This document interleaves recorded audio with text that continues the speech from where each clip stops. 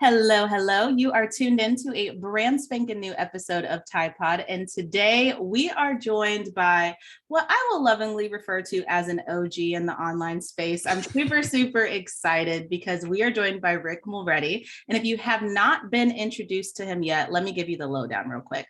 He is a husband, a father, a business coach, and the podcast host of The Art of Online Business. If you haven't heard of it, I highly encourage you also pop on over there and hit subscribe because he's been putting out incredible content for years. I'm telling you, very bingeable. He helps course creators and coaches optimize their online business with more profit, more impact, and less hustle. And that is something that I feel like many of us are very much trying to sign up for these days. That hustle culture thing, we're like, no, thank you. I have other desires, other interests. I want to also have a life, and my business is not my life as important as it is to me, right? So per usual, I think you would do yourself an injustice if you did not grab your fresh notebook, get settled, because I'm sure Rick is going to be dropping all the gems for y'all today. Rick, thank you so much for being here. That's quite the introduction. I don't think I've been called the OG. That's so weird for me to think about, though, because it has been 8 years. Mm-hmm. As I look at the date, it's early February, and last month was 8 years. And I've been podcasting now since 2013. Wow. Yeah. But that was my first show. I used to have a podcast called Inside Social Media. I did 53 episodes, I remember distinctly. And before I started The Art of Paid Traffic, which became my existing show, The Art of Online Business. So yeah, I've been doing this a long time, but I don't feel like an OG, but I don't know. Can you tell I'm like processing that right now? I know. Meanwhile, someone like me, for those of you who don't know, literally go look up his show, The Art of Online Business right now. There's what, Rick, like 300? I don't know, hundreds of episodes. Oh no. 5? Yeah. I just recorded yesterday, episode 581. Rick. And you're surprised I called you an OG? Are you kidding? I know. And what's really blowing my mind is that we're going to hit 9 million downloads on the podcast I would say by the middle of 2022. Like, that's blowing my mind. Like, that's huge. It's super cool. But thank you. I'm honored to be here. I always love chatting with you. So yeah, I've been doing this a long time. Used to be known as quote unquote the Facebook ads guy. That's how I started out back in 2014, came from the corporate world, spent 12 and a half years doing online marketing, online advertising, selling online advertising for the majority of that, for about 7 years of that.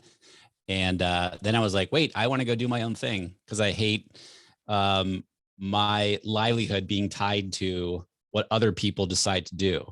And so I wanted to take more control of that. And just like most people, I'm like, wait, I want to work when I want to work, and I want to do my own thing. And that was just, September 30th, 2012. Not that I remember the exact date, that I left the corporate world. And then I fumbled around for 15 months. I had no idea what I was doing. And luckily I had savings. But then things really started to take off in January 2014, where I was like, okay, this is what I'm going to sell. I'm going to do webinars. This is back when you could run Facebook ads and get $2 leads for a webinar. And things really took off from there. We started, we were able to do 6 figures in the first year. We quadrupled that, then doubled it. We're able to hit 7 figures in the first 4 years, which I'm super grateful for. But I know that we're going to talk about this, but like what that did to me, both emotionally, mentally, physically, on my journey to do the 7 figures, because everyone, still today, it's very prevalent. Like, you've made it, quote unquote, when you hit 7 figures. And it's like, okay, it's not true. Right. But anyway, I decided to make a lot of changes after that. And it took me a few years after that, honestly, a couple of years after that, to really kind of gain my footing, if you will, after all of that happened. And what I do now it's kind of come full circle. And the reason why I wanted to expand beyond Facebook ads a few years ago is because number one, I can teach Facebook ads to anybody, especially even now after post iOS privacy stuff. It's just one piece of the puzzle, right? It's so many people are coming to me with ads questions. They're like, wait, my ads aren't working. They're costing me too much. I'm not building my email list. I'm not turning them into customers, et cetera, et cetera. And it wasn't an ads problem. It was a foundational marketing problem. It was, wait, you don't understand your target audience. Wait, you don't understand what their problems are, their challenges are. And thus, how can you communicate with them? How can you hone your messaging and speak to solving their problems? And so that's when I decided to branch out beyond just ads and teach more about, I love talking mindset, systems and processes. And then like, funnels and numbers and data is like my love language. Like I love it. And so that's where it really started to expand out. And so now in my business, I have one offer. It's my accelerator coaching program. And we serve many people like you that listen to the show right now. Well, I like to call them like established online course creators, coaches. And we also serve teacher entrepreneurs, like people who serve other teachers. And by established, they're already doing like 8 to 10K per month in revenue from their online business, but now they're looking to scale. But yet, they're doing all the things, a lot of things that you talk about, Tiana, like team. They have no idea where to get started with team. They're doing all the things. They're overwhelmed. They don't know what next step to take, et cetera, et cetera. So that's what we do. I love having one offer. This is something that I shifted in 2021, and 2021, after 7 years at that point, was the best year that we've ever had from a revenue, profit, impact, less hustle, which is all the 3 pillars that we help people with an accelerator. And so, yeah, but along the journey, which I'm sure we're going to talk about today, there's been lots of things that have gone on. Yes. Now, I was going to say, I am very excited to hear about that shift that happened in 2021 and kind of where the company is, what the team that supports all of this looks like behind the scenes. But before we get there, we're going to take it all the way back, right? Yes. Okay. So let's talk about the Rick who scaled from multiple 6 figures and then made that leap into the 7-figure mark. The Rick who was told, now you've made it, everything's perfect. And you were like, no, the heck it isn't. So before we dig into where you were personally and like your leadership journey and all that, can you just describe what the business was, what the business model was, like a little bit about the services and offerings so that we have a jumping off? Totally. Yeah. So in that first year in 2014, I sold one program. It was called FB Advantage, and it was a Facebook ads course for online businesses. It was basically like how to automate leads and sales. That was it. I started it out at $497, and then I offered a quote unquote VIP level at $997 that had some group coaching. And that was what I sold for the majority of that first year. Towards the end of that year, because I started in January, so I had the full year. Like so often happens, somebody said, wait, you should teach local businesses. And I'm like, sure, why not? That sounds cool. That means more money, right? And so I started to create a local business version of my course.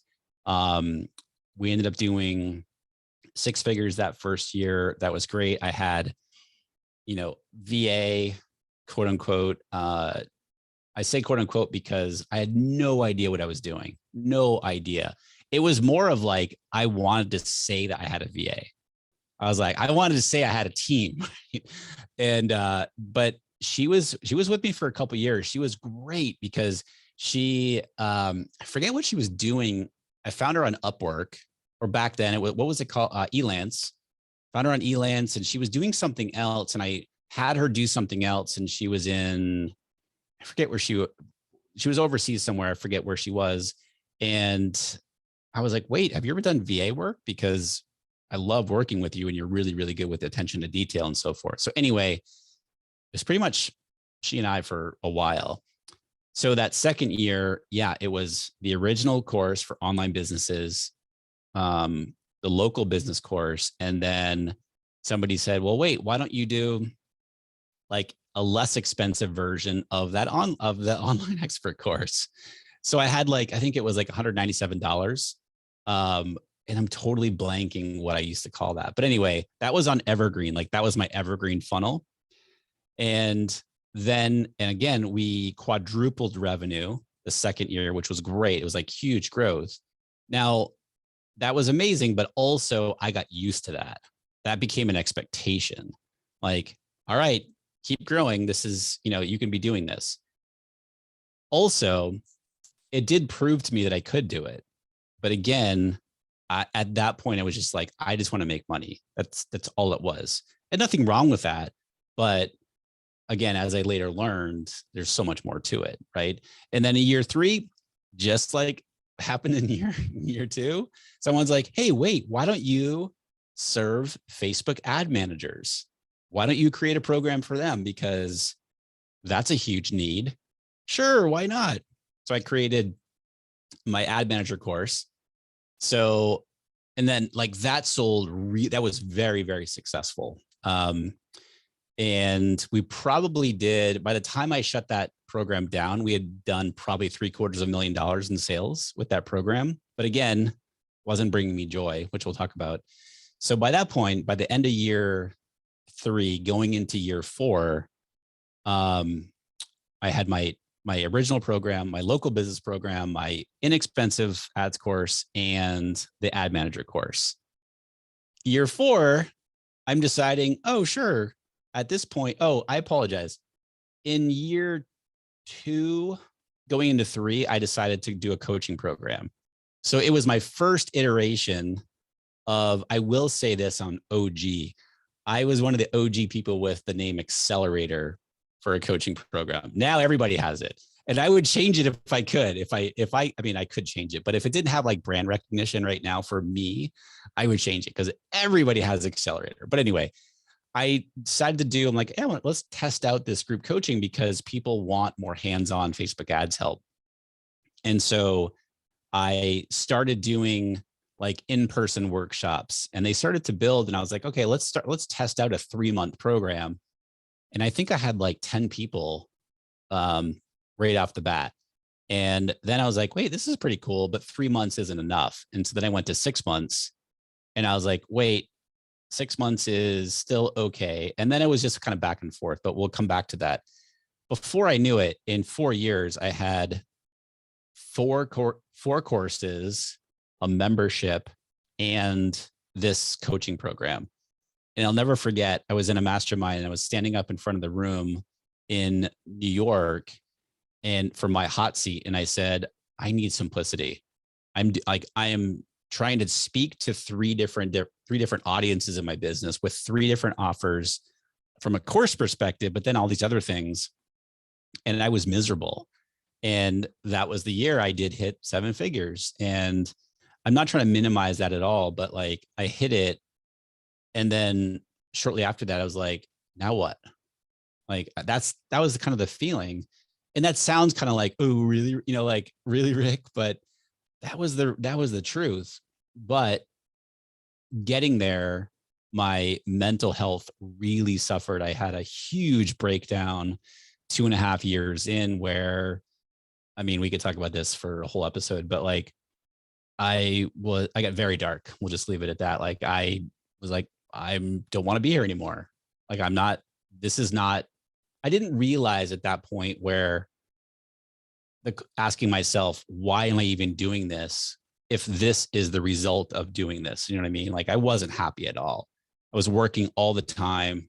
So my own emotional and mental health suffered. My physical health suffered. My relationship suffered with my wife, Amy. And then after hitting that, I decided to, okay, let's start to cut down. I got rid of the membership. I got rid of the local business program because I wasn't really enjoying that. Got rid of the lower level program. And so then I just had the membership, or excuse me, the ad manager course and the coaching program, and then the original program. But I shifted the original program because I was like, it needs to update things. I kind of gave it a facelift, if you will. And it just started evolving, and I started to cut things out of the business. And during this time, speaking to team, I was like, I want a big team. I want an office that we go into and all this other stuff. And all that changed 3 years ago when my daughter was born. I was like, I don't want any of that. And I did. I had a bigger team, had an office that I went into, and it was an amazing office. It was like this 2-story loft here in San Diego that was literally on top of a Starbucks, like sitting on top of a Starbucks. Great location. Anyway, I was like, there's no need for this. And so I just basically started whittling down the business after my daughter was born. And it really wasn't until last year where I got down to, okay, I have at the time it was called my Foundations Ads course. So Facebook ads for online businesses. But then I had my high ticket coaching program, which is Accelerator, in the iteration that it was, meaning it's very different now.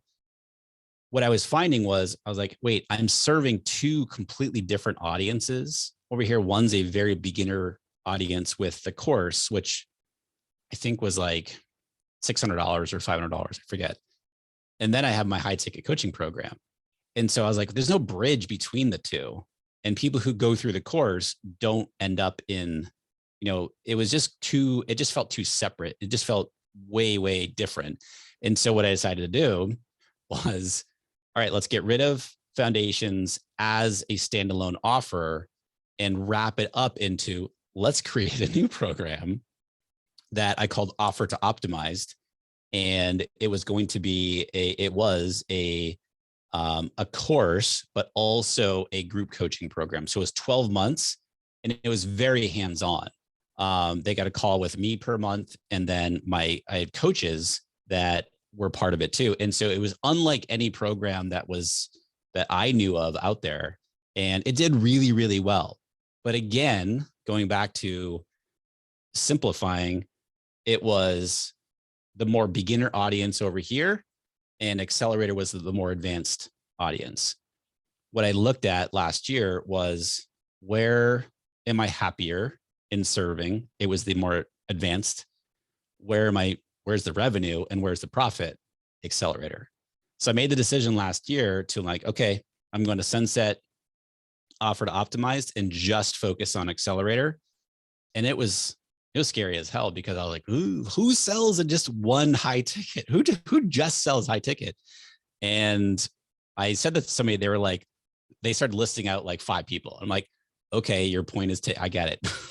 And I'm having the most fun I've had in the business. I love serving, the course creators and coaches and so forth at this level. And I really think that we've created something that is, I know this sounds like all, salesy or whatever, but it's like, I don't know of another program that has as much access to not only myself, but our coaches. And it just, people love it. And it's just so much fun to do. So. Wow. I love to hear that. And people are going to laugh, because I'm literally like coming up with the title of this episode as you talk, because I'm like, wow, I do that too. The Art of Simplification with Rick Mulready. And that was literally running through my mind. But I love to kind of hear about this journey of you culling and really streamlining things based on all, of course, like what's serving the clients, what's driving revenue, but also what just feels good to you as a human being that has to do the damn work and operate in the world. Yeah, we often think that, more offers equals bigger business, more revenue. And I thought that too, right? But I got to a point where I had, like I said, I had 4 courses, a membership, and a coaching program. And I was like all over the place. And it was super frustrating where, okay, I'm doing one podcast episode that I'm talking to ad managers, and another one over here, I'm talking to, earlier business owners. Another one, I'm talking more advanced. Like, it was all over the place and it was exhausting. And I realized really quickly that, and I tell this with my accelerators all the time, is like simplicity scales. So get your flagship offer down, like get that selling, and you can go $500,000 to $1 million with just one flagship offer. before you go adding in, what I always hear is like, well, I want to add in a membership, right? It's like, okay, why do you want to add in a membership? I'm not against it, but like, we want to have a why behind everything. And it took me a long time to get to the point where it's like, you know what, let's simplify this as much as possible, where we are able to help as many people as possible, create the kind of impact that we want for them, and they can create the impact that they're trying to have, while obviously making really good money and high profit margin. Oh, and it's a beautiful thing when we can achieve all of those at the same time. Yeah. So I'd love to hear from you then. You've talked a lot about the offers and the services that your company provides, but can you give some context, like the company 3 years ago, when we were just now starting to pull back some of those offers? You alluded to the fact that it was supported by a much bigger team. We had the office space, like the whole picture perfect situation that everybody thinks that they want. What was the journey of simplifying over on the internal side like? Because we talked about external. What did that look like internally? Yeah, I'm like smiling right now because that's a whole other ball game.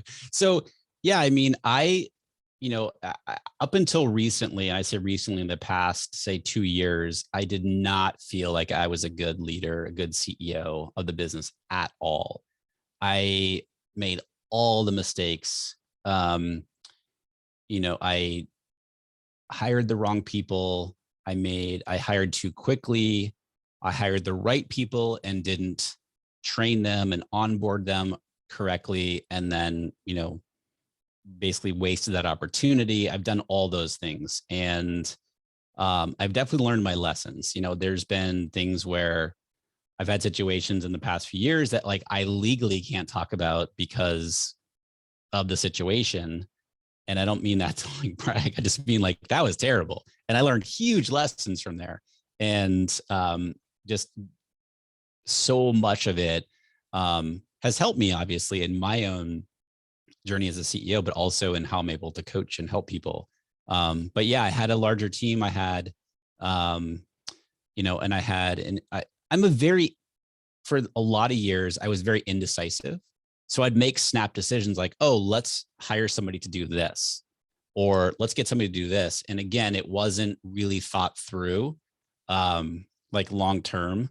So yeah, so during this time that you mentioned there, Tiana, I was like, all right, I had an integrator that I didn't do a good job early on, really honing that position. And then ultimately long term, because I didn't do a good job early on, that wasn't a good situation. I had another assistant who was with me for a couple of years, who was great, but also, again, I didn't do a very good job of like holding accountable and all this other stuff. And then I forget at this point, I had, marketing people. And I've always had a lot of contractors as well, and I still do, to do different things, whether it's ads, whether it's copywriting or the podcast or what have you. I think the biggest learning that I've had through that part of the journey is being super clear on what this role is and what it's not, and making this sounds so basic, right? But making sure that it's communicated to that person.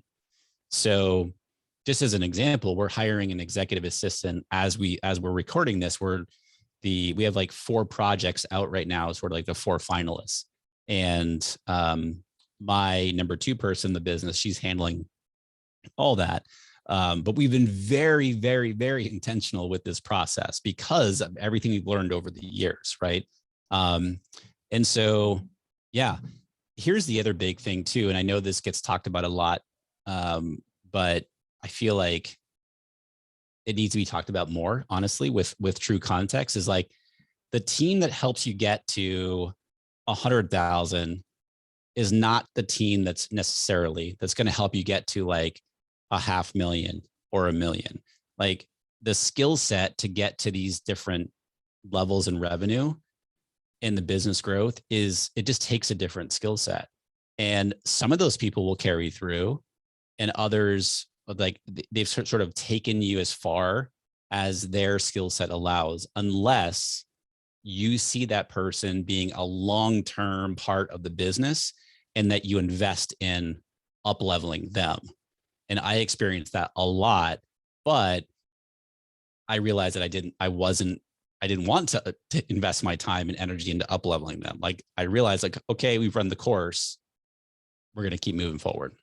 Ooh, I'm so excited that you brought that nuance up. I heard a colleague of mine was talking about something along the same lines the other day, where she was expressing the fact that one of her colleagues essentially is more like, I would rather take someone who's at the very beginning of their career, they're hungry, they're ready to learn, and I will invest my time, my energy, my dollars, literally to get them whatever certifications, whatever training, whatever mentorship they need, so that they will be with me for years and years and years. But on the flip side, and she had a point, it's a choice, because she was like, I'm not at a stage where I want to do that. Like, I want to bring in an expert who's going to like it here for a little while. And then honestly, either I'm going to outgrow them, or they may just outgrow me and what I'm able to invest in them, even from a financial perspective. And I'm going to let them go. And then I'm going to have to do it again. And so that, I love that nuance, because that's just a thought process and a conversation that many of us don't have until we get there and until we experience it. But that's very real. And that's it. Your friend's example there is a perfect example of so many people get hung up on, well, do I hire for skill and experience, or do I hire for, personnel, like the intangibles? And that was something that, again, I learned the hard way, where early on I was hiring for skill set. Like, have you done this before? Rather than I want to hire for the intangibles, and I can teach you, whatever system. I can teach you ClickUp or whatever, just as an example. That is really key, because you've got to align. Number one, you have to align with our values, hands down. And, just as an example there, we've done a lot of work over the last year. Erica Corday, you and I talked about that. So anyway, we've completely realigned our values and so forth. So everything in the business goes through our values. And so when we're looking at hiring somebody, I can't teach integrity, right? I can't teach, it's et cetera, et cetera. You either have it or you don't. I can teach you the other things, but if you don't have, if I don't enjoy being around you after the values, right? If I don't enjoy your personality, if we just don't mesh, those are things I can't teach. I can teach you the other stuff. And so once I wrap my head around that, and being, again, though, that is, most people don't want to do that because they don't want to train. They don't want to take the time and invest. Invest meaning like time, energy, money, et cetera. That is a big, as you said it so well, it's a big choice to make that decision. And that is something that's really helped us in the latter part years of the business so far, is we're hiring on the intangibles, especially with something like, the executive assistant role that we're hiring for. Thank you, by the way, for sending somebody over to us. Yeah. That person is one of the finalists. And so that, perfect example is, we are hiring for the intangibles. I can teach somebody, we use Riverside to record our podcast, and this is what the process is, or whatever it is. That's been a huge, I don't want to use the word game changer because it's so cliched, but that's been a big aha. That early on, I knew that, I was taught that, but I resisted it for so long. And then I was like, okay, yeah, this is where it's at. Oh, for sure. And I think it's this recognition, because I'll keep it 100 with y'all. You're going to spend the time now doing it, or you're going to spend the time later, because there's going to be so much turnover and a lack of retention in your team that you're going to have to continue to hire and replace these people, so on and so forth. So I get it. It is a decision to make the decision that's right for you. But long term, if you spend the time now, it really does pay off later on. But just go into it with your eyes open either which way. Yeah. And go into it knowing that you're going to mess up. Oh, yeah. Right. Like, as far as like an integrator, for example, where I didn't have a great experience before, I have been a little bit, like, ooh, do I really want that again? And this is something I see with our accelerator members all the time, is where they've been quote unquote burned by, whatever role, or like they've hired and they put all this effort in and it didn't work out for whatever reason. And so they're shy about, they're like, I don't want to go through that again. So they continue suffering, right? They continue doing all the things. And I totally get it.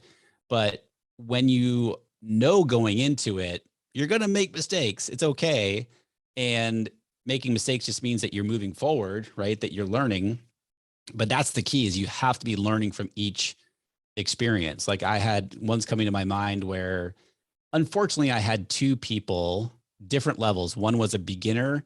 One was the highest level of person that I'd ever hired within the past, say, 2.5 years. The first one was a junior person, and they lasted 17 days, I think it was. And so what I learned from that was communication from on my part, setting expectations, but also in the hiring process. We didn't do a good enough job in the hiring process. And so unfortunately I was just like, wait, too many red flags here in 2 weeks. All right, we're done. And the other person, the big lesson there was, this person came as a strong recommendation from a trusted friend of mine. And I got all excited because I had this role I wanted to fill, a marketing role. And I did the first interview with that person. And I made the decision to hire too quickly because I was all excited about it, without them meeting the rest of my team. That big mistake. That person did not last but like 3 weeks either, because when they started, my team was like, wait a minute. Like, the team knew before I did. The team was like, this is not a good fit for the business. And so the lesson there was, follow our protocols for hiring, where I don't talk to anybody until the finalists are down. So like right now for the EA position that we're hiring, 4 finalists, they're doing, test projects, if you will. Gretchen on my team is handling all that.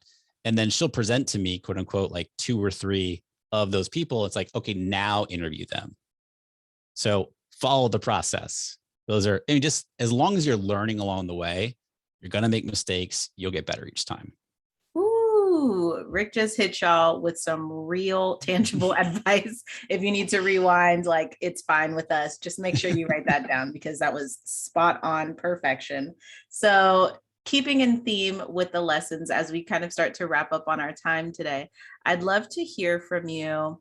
Maybe just one more lesson or experience or whatever it is that you feel like the CEO who sees themselves a little bit in you and is kind of inspired by the idea of simplifying and really doing things with a little bit of realism, I guess I want to say. I feel like this has been a very realistic chat today.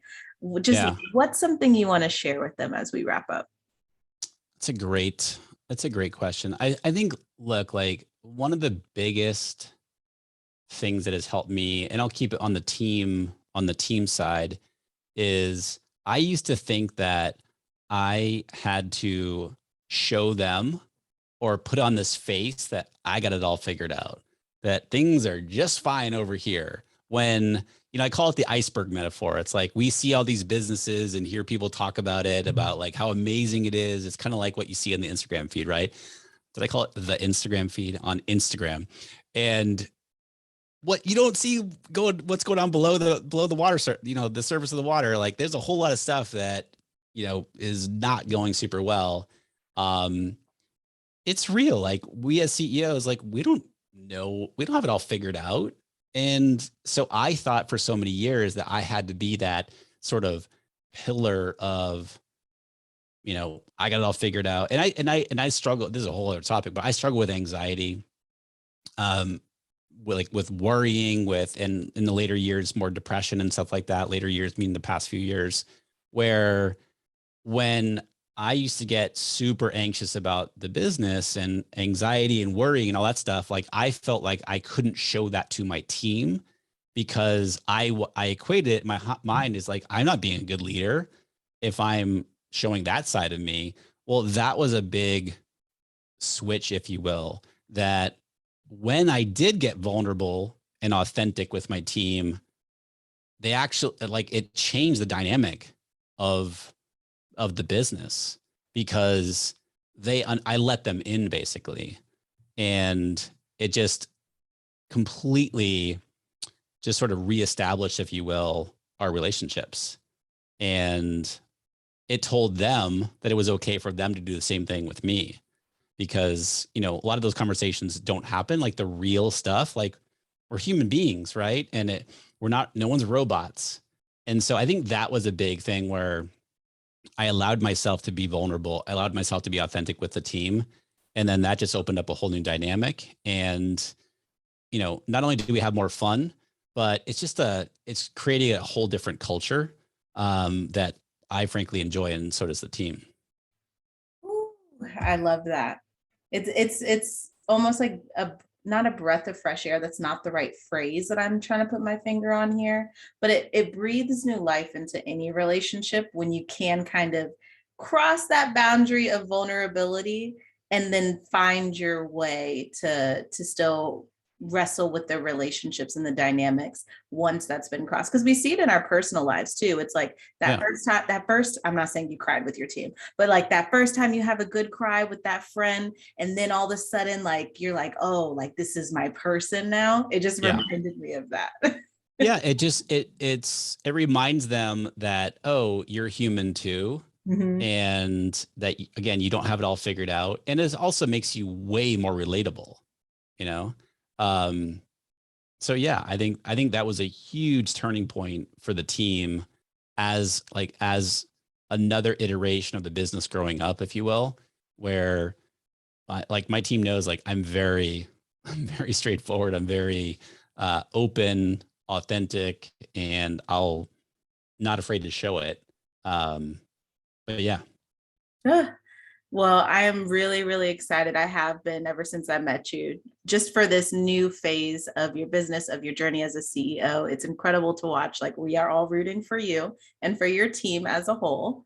And I listen to this show myself to learn from you. I'm always learning from you. So much credit ever since that you and I got connected last year.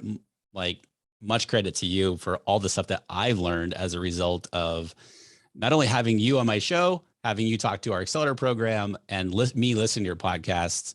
Like, you're a major source of the growth of, you know, me as a CEO and in, you know, all the team stuff that we do. So thank you. Well, thank you. Come on now. Now, you know, I'm expecting, so like, don't get me going to the waterworks or nothing right now.